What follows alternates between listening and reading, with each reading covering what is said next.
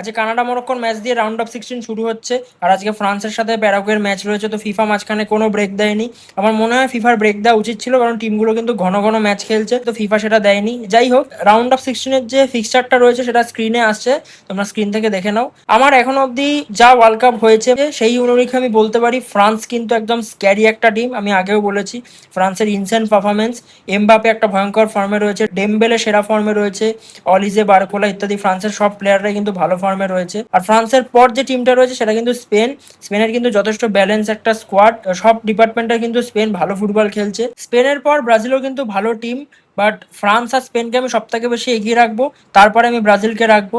আর ইংল্যান্ডও ভালো team, but ইংল্যান্ডের defence কিন্তু আমার ভালো লাগেনি। ইংল্যান্ডের ডিফেন্স ভালো না, ইংল্যান্ডের অ্যাটাকটা খুব স্ট্রং, বাট ডিফেন্স কিন্তু ভালো না।